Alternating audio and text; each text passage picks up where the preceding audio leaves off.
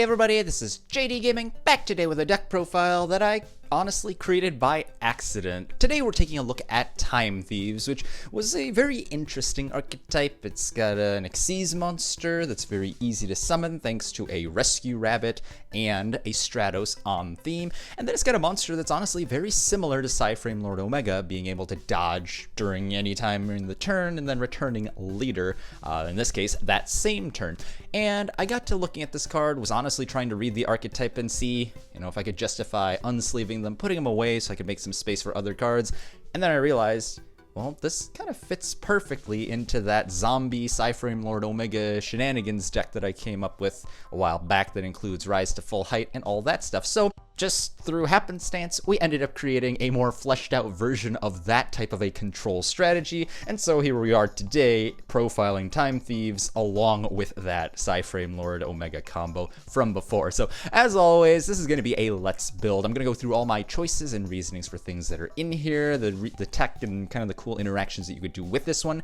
No in-depth intro this time around, just because there are only 6 Time Thief cards, and I'll talk about them at the very beginning of this section here. As you can see in the timestamps down below, I always include that table of contents in the description, so feel free to click that timestamp to jump right there if you want to learn just about the Time Thief cards, or you can always go ahead and click the last one down below to see the alphabetical profile, the typical A to Z profile you're probably used to on other channels. That's down there for your convenience as well. So without further ado, let's build Time Thief.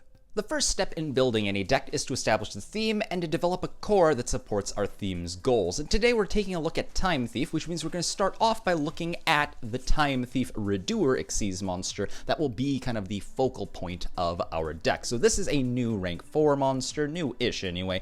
Psychic, which is pretty cool, dark, rank 4, generic materials, just 2 level 4s, 2400 attack, 2000 defense, and whose effect reads as follows. Once per turn during the standby phase of either turn, you can attach the top card of your opponent's deck to this card as a material, and then a quick effect, you can activate this following effect to detach up to 3 different types of materials from this card, monster, spell, or trap, and then gain an effect based on which you got rid of. So if it's a monster, which obviously, since it's an 𝗣𝗍𝗄 monster, you probably will have at least one of those, you're able to banish this card from the field until the end phase, which is very similar to Psy-Framelord 𝗮𝗍.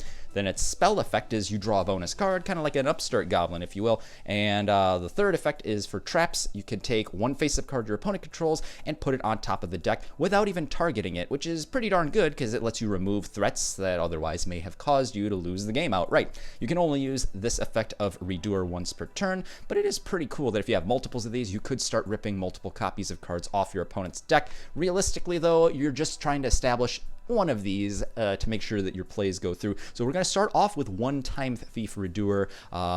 In play is our goal. So we only need 2 of these. Rarely will the game go long enough that you need 3. The space could be used for other cool things that a rank 4 toolbox can generally support. So 2 copies of Time Thief Redoer. And in order to bring that out, we're going to take a look at some of the on-theme cards first. So starting off, we have 3 copies of the Rescue Rabbit of the deck, Time Thief Regulator. And this thing is pretty funny. It's basically a level 4 monster that says you could tribute this card while it's face up on the field if you control no other monsters in order to special summon 2 Time Thief monsters with different names from your deck in defense position except Time Thief Regulator. So that's really cool because although it forces you to play both of the other monsters, it's just a 1-card 𝗣𝗍𝗄 summon or even a link play if you choose to go that route, which is pretty solid for a archetype of just 6 world premiere cards. Then it does have an ability that says when an 𝗣𝗍𝗄 monster you control dies in battle, unfortunately only by battle, while this card exists in your graveyard, you could special summon this card back to the field but banish it when it leaves the field. You can only use each effect of Time Thief Regulator once per turn. Whole point of this basically is it is your Rescue Rabbit granting you 2 monsters, allowing you to 𝗣𝗍𝗄 summon for a Time Thief Redoer with very little investment. And then should that Redoer die in battle for some reason, it wasn't able to dodge or whatever, you're able to go ahead and just bring this card back and then get everything started once again if you chump block off of the Redoer. So now we have to take a look at the 2 other cards that we'll be using as material for this. And we're starting off with a very solid monster in addition to that. This is Time Thief Winder, who's basically going to be your your Stratos for the theme. It's a level 4, 1800 attack, 1300 defense, psychic monster, and it says you could detach a material from an Xyz monster you already control to special summon this guy as an extender. So hey, not bad even if you've already gotten your plays down.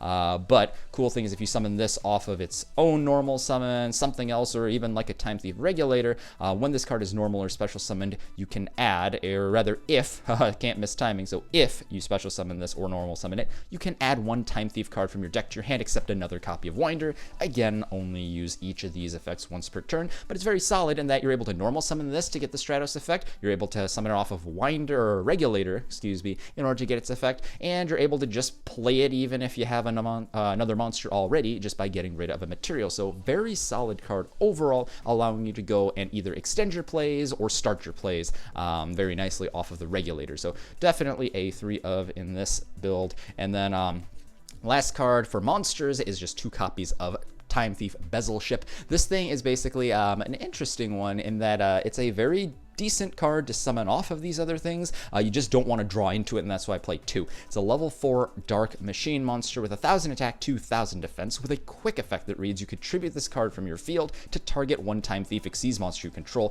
and attach any one card from your opponent's graveyard to this card, or that monster rather, as material, which is cool because it's kind of like a pseudo 𝕮𝗔𝖊𝗍, ripping a card out of your opponent's graveyard that they may have needed for some combo or whatever, taking away resources from them basically, and then allowing you to adjust what types of cards exist under your Time Thief Redoer, thus allowing you to claim an additional ability that you did not have access to otherwise. The fact that it's a quick effect means you can use it to disrupt your opponent as well as chain it directly to your Time Thief Redoer to give it the bonus effect when needed. All that plays really nicely together. And then if you happen to have an Xyz monster already in play and this card's in your graveyard, you can detach a material from one of those monsters in order to special summon this guy from the graveyard, but banish it when it leaves the field. You can only use its effect of 𝗍𝗫𝖄𝐿 once per turn, as you may expect, but the cool thing is, don't forget, Xyz mechanics say that if you were to use the monster's material and then it gets sent to the graveyard, it doesn't count as leaving the field anymore, so it will not be banished. So do keep that in mind if you haven't played Xyz monsters in a while or ever. That ruling does exist, allowing 𝗍𝗫𝖄𝐿 to not banish itself. Same thing with the Time Thief Regulator if you happen to use that as a material instead of using them for their abilities as well. So very cool cards. Again, only 2 copies just because you don't really want to draw into this, but not one, because you have to summon 2 different guys off that Regulator to get the full effect, and you're not going to want to just summon 𝗍𝗫𝖄𝐿 one time and then potentially dead draw because of that, not having a 𝗍𝗫𝖄𝐿 in your deck. Then the last 2 cards I play within the theme are going to be Time Thief Flyback. This is a trap card that's pretty interesting. It says you're able to go ahead and either activate it just as a normal trap card to target your Time Thief Xyz monster, and basically equip any Time Thief card from your hand or deck to it as material. Probably you're going to want to choose something from your deck. That's why having another 𝗍𝗫𝖄𝐿 is a good idea. Having an extra copy of Flyback is good as well, because now you could put a trap card directly under the card, thus allowing you to spin one of your opponent's cards back to the top of their deck. But then you have another ability as well. If you don't happen to search into this with Time Thief Winder, for example, and this thing's just in your graveyard, even that same turn it was sent there, which is a nice change for these types of cards, you can banish it from the graveyard during either turn, since it's a trap, to target one of your Time Thief Xyz monsters you control, and then 𝗍𝗫𝖄𝐿 effect. So attach one card from your opponent's graveyard to your monster as material, again allowing you to control what types of cards you have and 𝗮𝗍𝗄𝐿ing your opponent's cards out of their graveyard so they can no longer use them for combos. So you can only use one of these effects per turn and only once that turn, but it's still pretty darn cool that this is a searchable card that you're able to go ahead and access off Winder whenever you want. And by proxy, your Regulator gets you into Winder, into this. And, I just like the couple copies of this just because you're able to search the one and then potentially use the Flyback as your trap. You could get away with just one, but I do think the variety in effects that you generate by having a couple of these is quite worth it for the strategy. It's just not a bad card at all to add extra disruption to your main Xyz monster. And then the last card I'll talk about, but I'm not actually playing in the deck, is Time Thief Hack. This is a continuous spell card.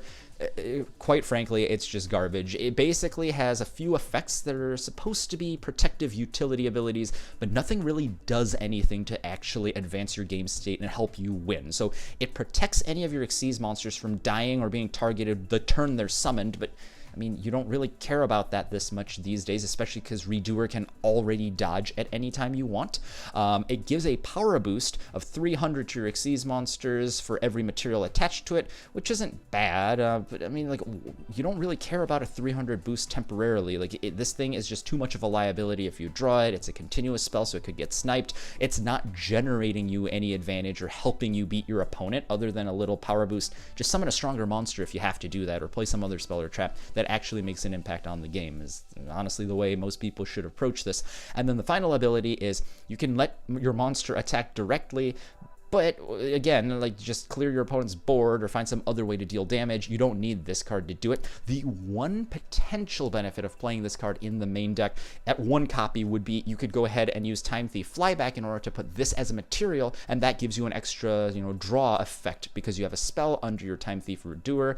But I honestly don't think it's worth playing a card that's essentially just a brick floating around there that, like, if you don't draw it, great. Best case scenario, you get an upstart goblin, and then worst case scenario, you draw this honestly worthless card. So something that I don't recommend playing, but just so you know it's there. It's the 6th and final 𝗤𝗍𝖑𝖊𝖓 card that we have at our disposal at the time of this video. So I think it's worth mentioning, thinking about the pros and cons, but realistically, it's just not a viable card in most builds that you'll come across with this deck. Next, we're going to add in yet another engine that allows us to summon a similar monster to our 𝗤𝗍𝖑𝖊𝖓 Redoer, and thus kind of glues together our core with a consistent engine of monsters that will take the most advantage of the tech that we'll get to later in this deck. Again, those of you who've seen this deck profile in the past may recognize this familiar face here, and it's kind of cool that we're able to actually play this again with a new archetype. But we're starting off with 3 copies of 𝕮𝗔𝖊𝖊𝖓𝖑. This thing is basically Lone Fire Blossom for any zombie tuner in your deck with 0 defense points, and that's really cool because you could go ahead and tribute one of your solitaires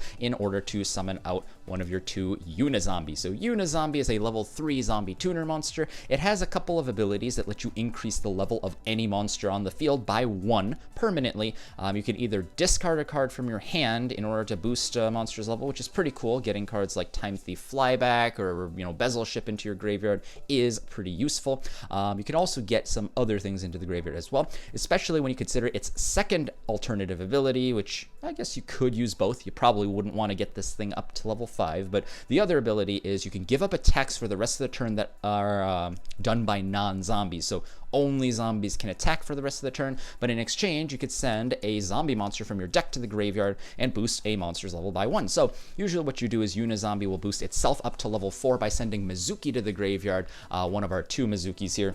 And that means even if you didn't draw it, you're able to Foolish Burial this guy to the grave with Uni-Zombie, banish Mizuki from the graveyard for his ability in order to revive your 𝕮𝗔𝖊𝖊𝖓𝖓. And now that you have a level 4 non-tuner and a now level 4 tuner monster, you could go and synchro summon for Psy-Framelord Omega, who is awesome in this strategy because, you're able to go ahead and take 𝗤𝗍𝖑𝖊𝖓 Flyback and Mizuki, who may be banished, and during your opponent's standby phase, just push them right back into your graveyard where they are able to use their abilities once again. And so that's a really cool ability. Omega's already awesome in general, but being able to capitalize on now Mizuki and some of the 𝗤𝗍𝖑𝖊𝖓 cards is a nice bonus as well. And the cool thing with this engine, kind of like I mentioned with Lightsworns in the past, is that it summons 2 level 4 monsters, so you're effectively able to go for the same 𝗤𝗍𝖑𝖊𝖓 Redoer play and that part of the deck if that's the best combo for what you have in your hand. So very flexible in that you're able to use the same pattern as a launching point for either strategy here.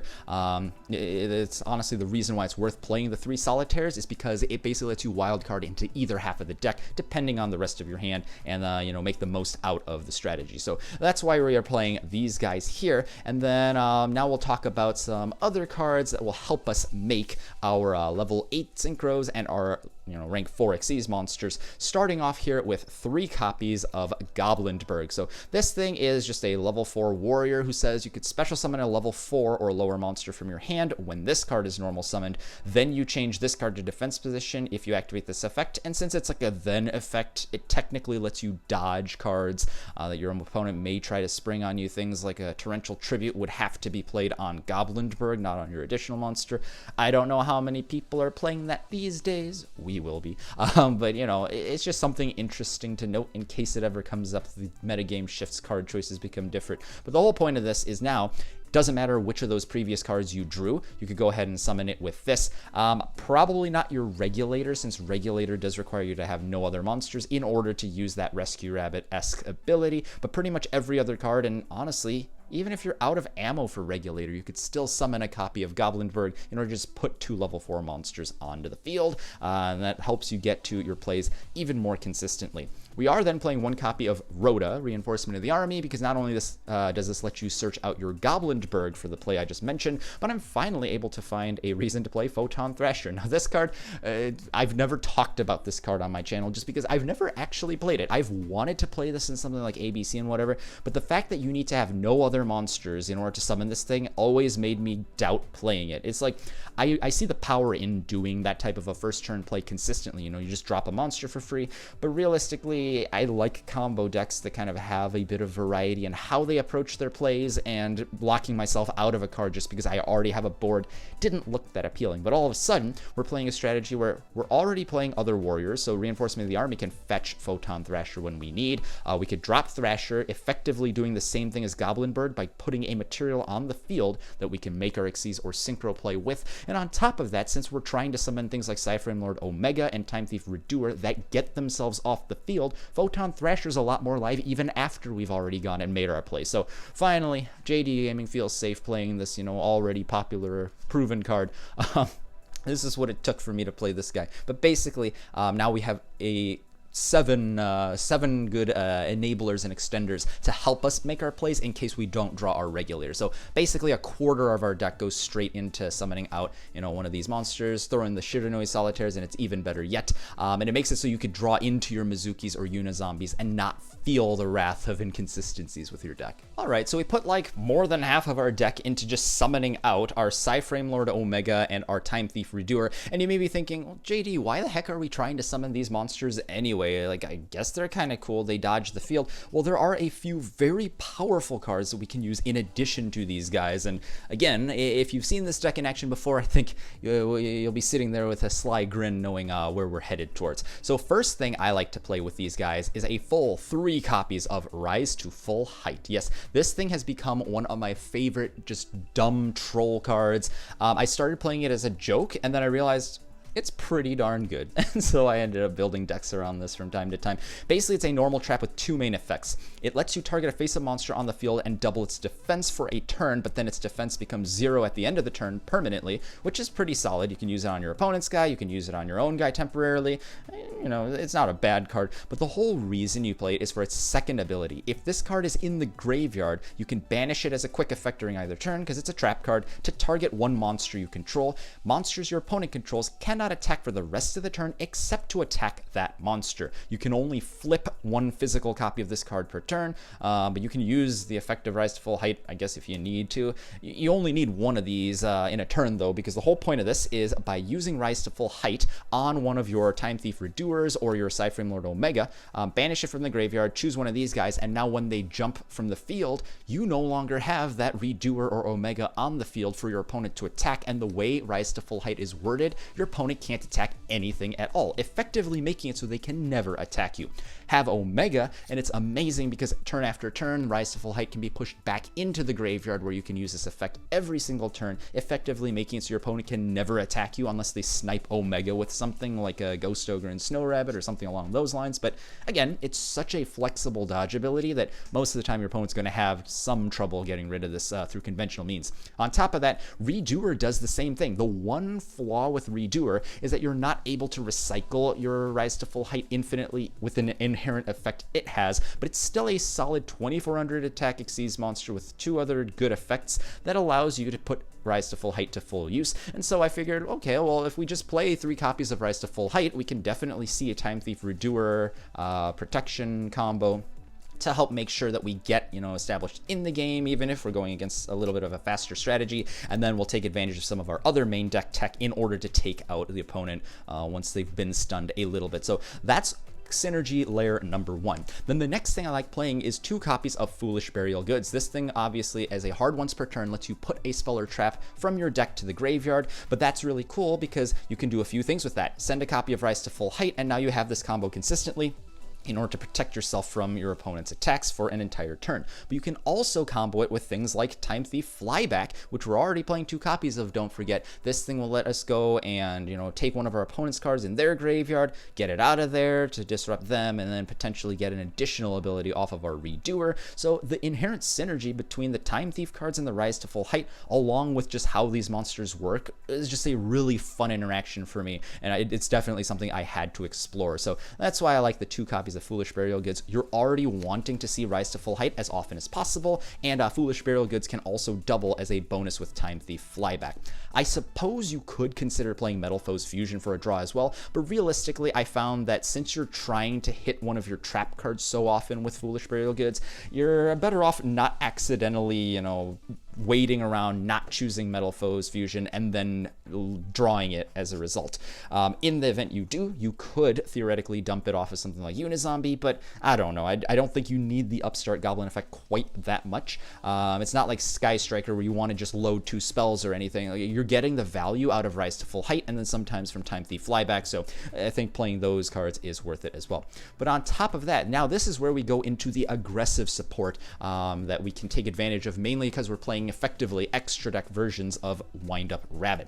We're starting off with 3 copies of Evenly Matched. This card, of course, is the bane of many decks' existences. It's a normal trap that says if you control no cards, you can just play it straight from your hand. At the end of the battle phase of either turn, you can go ahead and make your opponent banish cards from their field face down until they have the same number of cards as you do on the field. And that's disgusting with Omega and 𝗍𝗍𝖑𝖊𝖓 Redoer, because now you just dodge. You have nothing except Evenly Matched on the field, and especially when you have the combination of 𝗍𝗍𝖑𝖊𝖓 Redoer or Omega with your Rise to Full Height that protects you from dying, you can easily juke your opponent into building up a big board and then just get rid of it all using your Evenly Matched. So can be used defensively like that, could also be used offensively as just a way of fighting through your opponent's board. Get rid of it all, demolish it, and then once your monsters return, you start beating them in the face with 2400 plus attack monsters. So Evenly Matched is finally in here for once in a JD deck, which is pretty darn cool. And on top of that, we can also maximize the effectiveness of Torrential Tribute.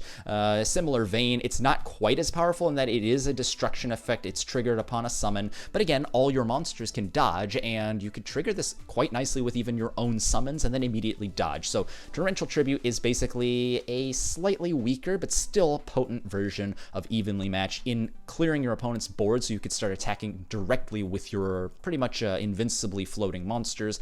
I like the flexibility that this card brings. It's able to clear your opponent's combos and get rid of their field, so you could start attacking. So overall, a very solid card. And basically now that we have multiple monsters, not just Omega, we're actually able to take advantage of 6 trap cards that do the job instead of just the 3 torrentials we had in the past. And then to finish out the main deck here, 2 copies of Called by the Grave. This thing is not a bad thing at all. Although your main plays in order to special summon your monster in the first place aren't that susceptible to Ash Blossom, since we have the Goblinbergs and the Photon Thrashers in addition to our Shiranui Solitaire and our Regulator.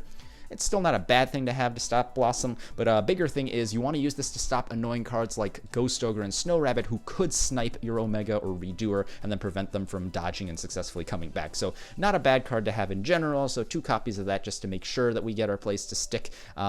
Not quite as desperately in need of it to make our first play though, and that's why 2 instead of 3. And then 3 copies of Ash Blossom and Joyous Spring. This thing is cool because obviously it is just one of the best hand traps for generic use, but on top of that, it's a zombie, so Mizuki can revive it as a level 3 monster, and that lets us go for other extra deck plays as well. Extra synergy over some of the other hand traps. I did originally run a variant that was running fewer extenders and summoners and played more hand traps, but I felt that the extra summons and consistently being able to put out our key plays would be more powerful.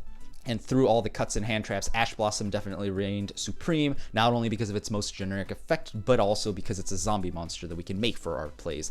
So pretty solid there. And then talking about the extra deck to wrap things up, it's pretty interesting. So I want to start off kind of in terms of themes of how I went with plays. So we're playing a copy of Black Rose Dragon at level 7 synchro. We're playing a Scarlight Red Dragon Archfiend at level 8, and we're playing a copy of Evil Swarm Exciton Knight at rank 4. So these cards are basically basically all in here so that we can go no matter which 2 monsters we summon. 2 level 4s, level 4 and level 4 tuner and non-tuner, or level 3 Uni-Zombie or Mizuki, or sorry, not Mizuki, Uni-Zombie or Ash Blossom along with a level 4. We're able to go ahead and summon a monster at will that blows up the field, and that's kind of going along with the evenly matched and torrential tribute theory of all of our monsters dodge so we can take advantage of our opponent trying to build a board to kill us. We block them off with our Rise to Full Height, and then we capitalize on their big commitment by destroying everything that they've put up that is not protected. So very important, I feel, to have as many avenues as possible to punish your opponent for making a big push, which, you know, you're trying to soak up with your other cards. But that's why these cards are all in here. That's the main reason, honestly, so we'll leave it at that. I do also like a single copy of Psy-Framelord Zeta at level 7, in case you don't want a Black Rose. I mean, it is a fairly accessible level. This card is similar to Psy-Framelord Omega in that it's able to dodge, but how it dodges is by selecting one of your opponent's special summoned attack position monsters and banishing that along with itself for a turn. Pretty cool that every Link monster fits that category, which means you're able to go ahead and just dodge the field in a very similar way by choosing one of your opponent's Link monsters and breaking apart their combos, and then when it returns, if it has downward arrows, they're not going to be of any use to your opponent. So that's why I like this card in here. And then from there, we'll talk about the Link monsters are much more of just like an extra toolbox than anything. At Link 3, I like playing a single copy of Curious and a single Topologic 𝕮𝖆𝖇𝖑𝖊. So apparently, or not apparently, effectively, the way we play this thing is you need 3 monsters of the same attribute but with different types. Summoning Regulator in order to summon 𝗍𝗫𝖄 and Winder already gets you a Machine and a Psychic that are both dark. And so if you happen to have access to your Uni-Zombie through Mizuki or otherwise, you're able to summon this guy out fairly easily. That's the main reason he's in here. It's not so much of like a starter card that you would need to play. It's more of once you've already gotten your first play done, you could go ahead and extend your plays in a later turn, allowing you to, you know, immediately yard a copy of Flyback or Mizuki or Rise to Full Height and, you know, take advantage of that Foolish Burial ability to help you know, enhance your game state from there. It also has the nice ability of when it dies, you're able to go ahead and recycle any card in your graveyard, which isn't bad considering you have so many powerful but like 1-card starters in this deck. Being able to grab Regulator at any point is nice as well. And, you know, when you're playing zombies, even the mill upon summon isn't a bad bonus effect. So, do you absolutely need him? No. But he's one of the best cards you could throw in here, considering you already have the infrastructure and kind of the resources necessary to take advantage of his effect. So that's why I like playing the Dominion. And then Topologic 𝕮𝖃𝖊𝖑, I haven't played in any other deck thus far, just because, you know, usually I like playing traps and all that stuff. But realistically, in this strategy, if you're able to just summon out your Omega or your Redoer into one of these zones, you trigger its ability. You can instantly dodge.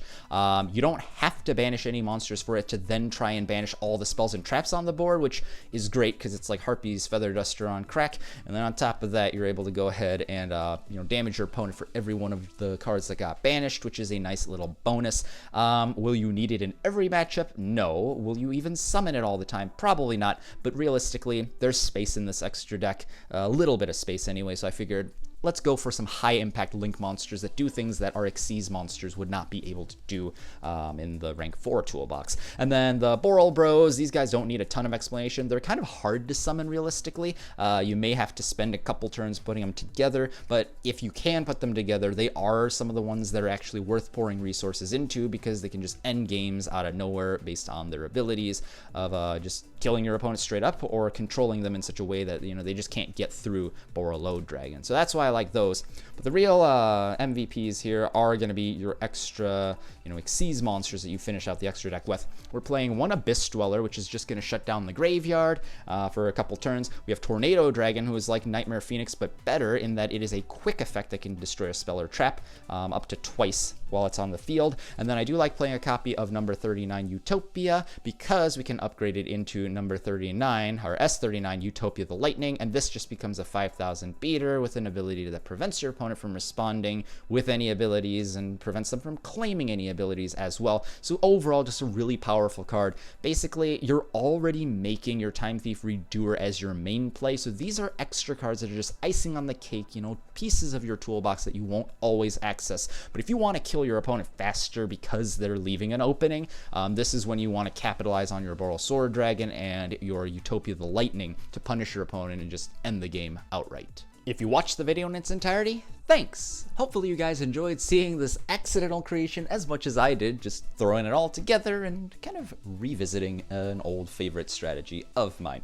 We'll take a look at the main deck first. It's 40 cards. We have triple Ash Blossom and Joyous Spring, triple Goblindberg, double Mizuki, then we got triple Photon Thrasher, triple Shiranui Solitaire, and double Time Thief Bezelship, triple Time Thief Regulator, and triple Time Thief Winder, as well as double Uni-Zombie for, I believe, 24 monsters or so. Then we have double Called by the Grave, double Foolish Burial Goods, and a single Rhoda for our 5 spells. And then for our traps, we have triple Evenly Matched, triple Rise to Full Height, double Time Thief Flyback, and triple Torrential Tribute for 11 cards to round out everything there. Then for our extra deck, we have Link 4s, or Link 3s and 4s are just more tech than anything else, but we have a Curious Lightsworn Dominion, as well as a Topologic Trisbana. Then we do have our Boral Bros in Borreload and �11𝐻𝑆word Dragon. Then for Synchros, we have level 7 Black Rose Dragon and Psy-Framelord Zeta.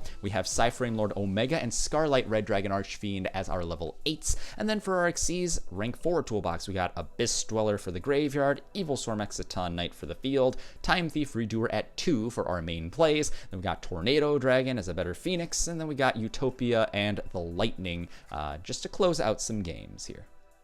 That's it for now, but feel free to grab one of these videos on your way out. If you really enjoyed what you saw today, remember to subscribe to JD Gaming for more Yu-Gi-Oh videos. Thanks guys, this is JD Gaming, hope you guys enjoyed as always, and I'll see you guys next time.